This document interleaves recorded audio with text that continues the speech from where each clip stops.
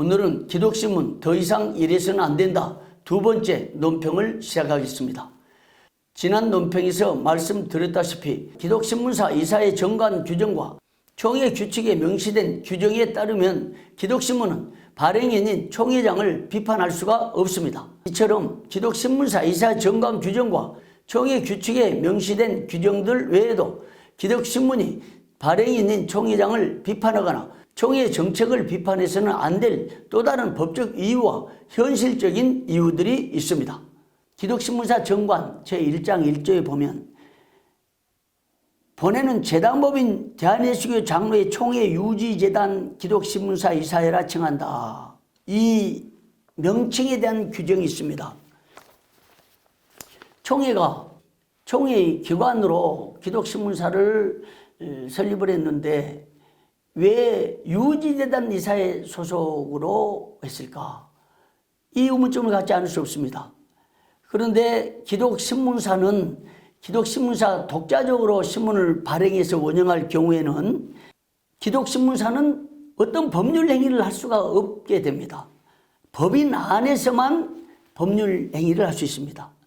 그래서 유지재단 이사회 정관상 제1장 총칙 4조 5항에 수익 사업으로 기독신문 및 출판물 발행을 할 수 있다는 규정을 정해놨습니다. 그래서 기독신문사는 금융거래 그리고 사업자 등록증 활용 또 매년 결산보고 또 세무조정계산서 등을 유지재단 법인에 포함시켜서 활용하고 있습니다. 신문사 전 직원 원천신고 등도 유지재단에 포함시키고 있습니다. 그런데 이 유지재단의 이사장이 총회장입니다. 그렇다고 하면 유지재단 이사에 소속한 기독신문사 직원들이 총회로 인해서 법률 혜택을 받고 있다고 봐야죠. 납세 혜택입니다. 거기에다가 더 중요한 문제가 있습니다. 총회의 몇 회계의 진술에 의하면 총회가 기독신문사로 전하는 광고 홍보비 명목이 약 1억 8천이라는 얘기를 들었습니다. 제가 확인한 바도 1억 5천 어림잡아 됩니다. 이 모든 광고 홍보비를 다 지원받고 있습니다. 이 결제자가 총회장입니다. 정리하면 기독신문은 유지재단 이사에 소속함으로써 각종 납세 혜택을 받아왔습니다. 또 유지재단 이사에 소속됨으로써 각종 법률 행위도 할 수 있게 됐습니다. 그리고 총회가 정한 광고 홍보비를 독점하다시피 했습니다. 그것뿐만 아닙니다. 총회 관계자에 의하면 기독신문은 기독신문사 사무실 사용하는 전세 보증금을 3억을 내놓고 계속해서 임대료를 내지 않았다는 것입니다. 그래서 총회 관계자들은 임대료를 내지 않으니까 전세 보증금 3억에서 임대료를 강제로 차감해가는 형식을 취해서 임대료를 계산했다는 겁니다. 그리고 작년 8월인가부터 지금까지 약 6, 7천만 원의 임대료를 여전히 내지 않고 있습니다. 이런 엄청난 혜택을 받고 있는 거죠. 임대료도 역시 평당 얼마씩 계산해서 총회 본부에 각 회사들에게 임대해 준 임대료의 30%를 절감해 준데도 불구하고 재정이 없어서인지 임대료를 정상적으로 내지 않고 있습니다.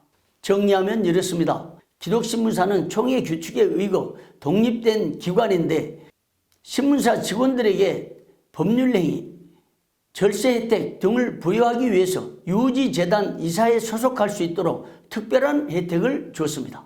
그것뿐만 아니라 총회가 정해놓은 광고 홍보비 1억 8천여만 원을 기독신문사가 독점해 왔습니다. 그런 혜택 외에도 기독신문사 사무실 임대료를 30%를 절감해 줬습니다. 그리고 전국교회의 광고도 독점을 하고 있습니다. 이런 형국인데 총회장을 비판하고 나선다. 이것은 정상이 아니죠. 뭔가 정치적 의도가 있어 보이고 뭔가 판단을 잘못하고 있다는 생각이 나옵니다.